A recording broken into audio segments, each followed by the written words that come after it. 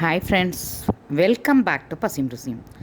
இன்றைக்கி பசிம் ருசிமில் பிரெட் சில்லி ரெசிபி எப்படி செய்கிறது அப்படின்னு பார்க்க போகிறோம்.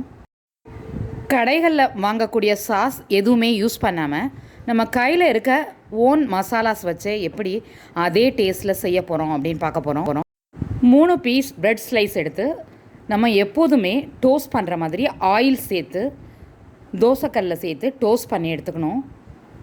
இந்த ஸ்டெப் ரொம்ப ரொம்ப முக்கியம். டோஸ்ட் பண்ணாமல் யூஸ் பண்ணக்கூடாது. மிக்ஸி ஜாரில் 3 சின்ன வெங்காயம், 2 பீஸ் பூண்டு, குட்டி இஞ்சி பீஸ், ஒரு குட்டி தக்காளி எல்லாமே எடுத்து பேஸ்ட்டாக அரைச்சி எடுத்துக்கலாம். ஒரு பேனில் 1/2 ஸ்பூன் குக்கிங் ஆயில் எடுத்துகிட்டு ஹீட் ஆன பிறகு நம்ம அரைச்சி வச்சுருக்க தக்காளி பேஸ்ட்டை கொஞ்சம் தண்ணி சேர்த்து இதில் ஆட் பண்ணிக்கலாம்.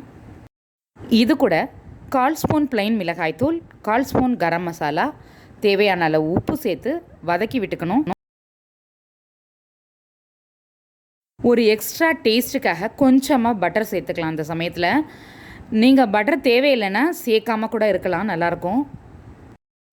இது கூட இப்போது கேப்சிகம் கட் பண்ணி சேர்த்துக்கலாம். கொஞ்சம் பெருசாகவே கட் பண்ணிக்கலாம்.